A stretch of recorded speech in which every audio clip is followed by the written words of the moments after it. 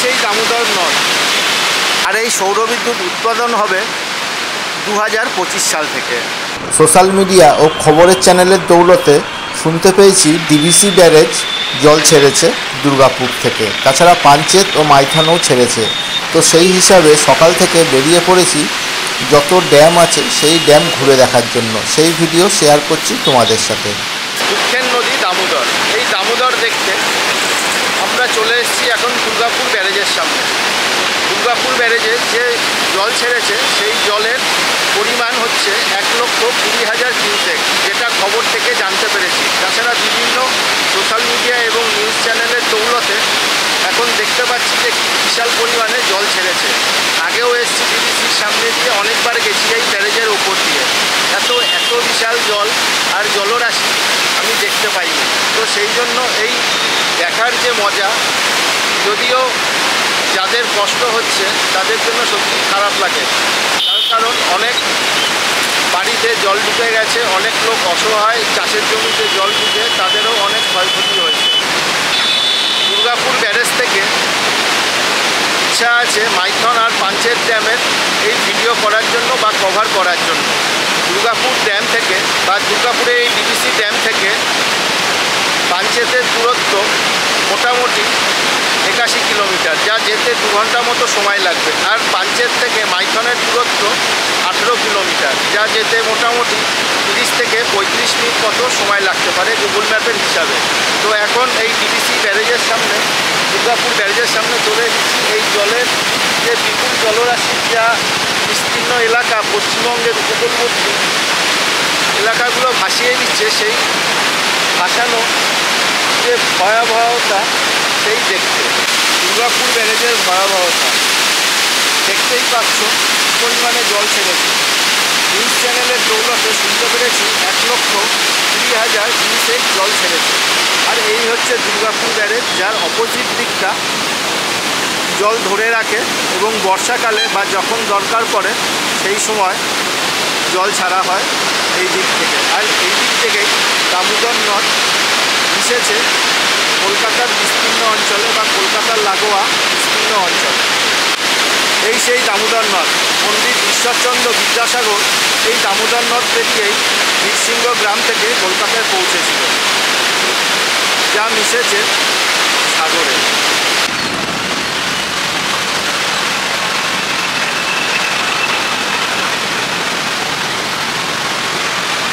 ওইদিকে যেটা হবে হেলমেটটা হবে।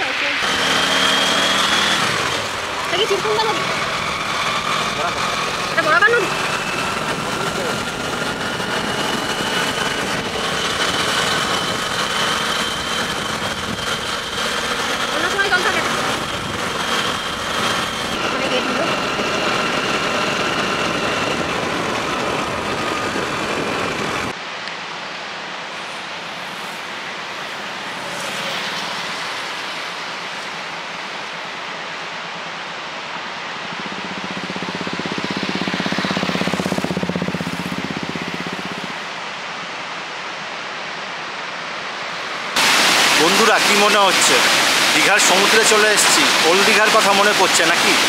না, আদৌ তা না। আমি এখন এসেছি ঝাড়খণ্ডের পাঞ্চেত ড্যামে।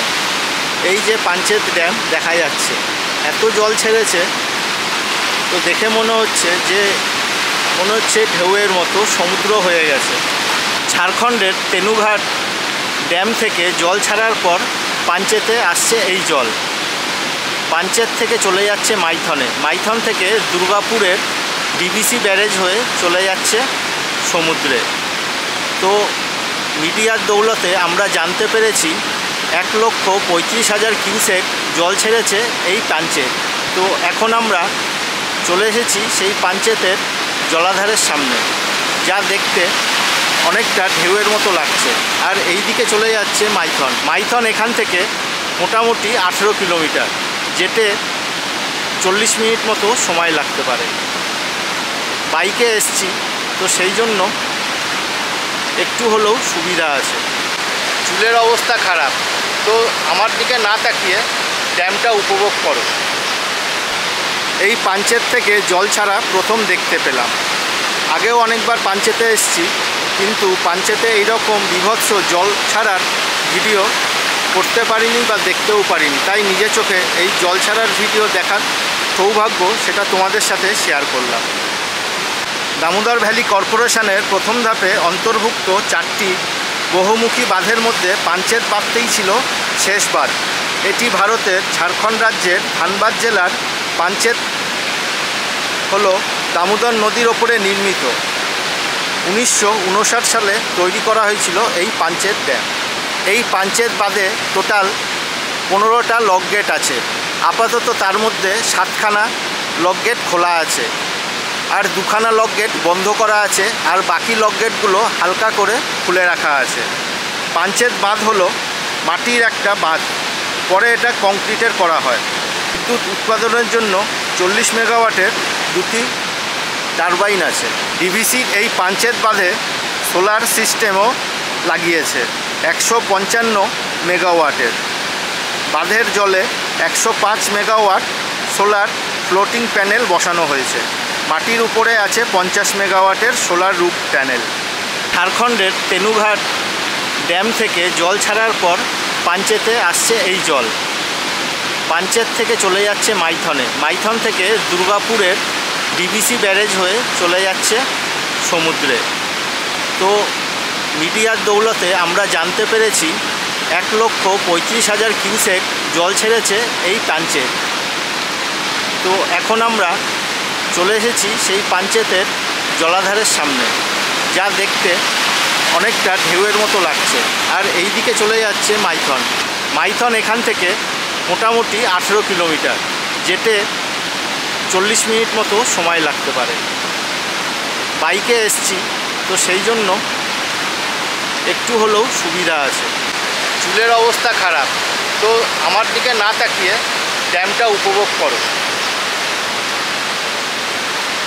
মোটামুটি এসেছি এই 30 মিনিট হলো। দুর্গাপুর ব্যারেজ থেকে ঘুরে মোটামুটি 2.5 ঘন্টার রাস্তায় পৌঁছে গেছি এই পাঞ্চেত ড্যামে। এরপরে যাব মাইথনে। মাইথনেও শুনেছি জল ছেড়েছে, আর এখান থেকে যে জলটা ছেড়েছে 1,35,000 কিউসেক। তো বুঝতেই পারছো যে কত বিশাল পরিমাণে এই জল ছেড়েছে। এই পাঞ্চেত থেকে জল ছাড়া প্রথম দেখতে পেলাম।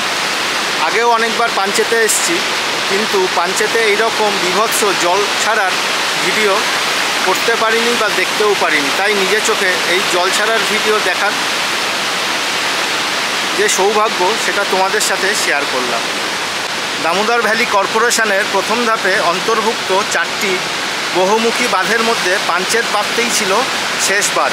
এটি ভারতের ঝাড়খণ্ড রাজ্যের ধানবাদ জেলার পাঞ্চেত হলো দামোদর নদীর ওপরে নির্মিত। 1959 সালে তৈরি করা হয়েছিল এই পাঞ্চেত ড্যাম। আমারও জন্মের আগে 1943 সালে একবার বন্যা হয়েছিল। সেই সময় বাংলার গভর্নর বুঝতে পেরেছিল যে একটা বাঁধ নির্মাণ করার জন্য, তো সেই সময় এই বাঁধ নির্মাণ করা হয়েছিল। সেচ, বিদ্যুৎ উৎপাদন ও নৌকা চলাচলের জন্য একটি রূপরেখা তৈরি করেছিল এই দামোদর ভ্যালি কর্পোরেশন। প্রথম বাঁধটি তিলাইয়া বরাকার নদীর ওপরে নির্মিত হয়েছিল এবং 1953 সালে উদ্বোধন হয়েছিল। 2 বছর পর 1955 সালে কোনার নদীর ওপরে দ্বিতীয় বাঁধটি উদ্বোধন হয়েছিল। আর মাইথনের বরাকর জুড়ে দ্বিতীয় বাঁধটি তৈরি হয়েছিল 1957 সালে। আর এই পাঞ্চেত ড্যামটি তৈরি হয়েছিল 1959 সালে। এই পাঞ্চেত বাঁধে টোটাল 15টা লক গেট আছে। আপাতত তার মধ্যে 7খানা লক গেট খোলা আছে, আর 2খানা লক গেট বন্ধ করা আছে, আর বাকি লক গেটগুলো হালকা করে খুলে রাখা আছে। পাঞ্চেত বাঁধ হলো মাটির একটা বাঁধ, পরে এটা কংক্রিটের করা হয়। বিদ্যুৎ উৎপাদনের জন্য 40 মেগাওয়াটের 2টি টারবাইন আছে। ডিভিসির এই পাঞ্চেত বাঁধে সোলার সিস্টেমও লাগিয়েছে 155 মেগাওয়াটের। বাঁধের জলে 105 মেগাওয়াট সোলার ফ্লোটিং প্যানেল বসানো হয়েছে। মাটির উপরে আছে 50 মেগাওয়াটের সোলার রুফ প্যানেল। আর এই সৌরবিদ্যুৎ উৎপাদন হবে 2025 সাল থেকে।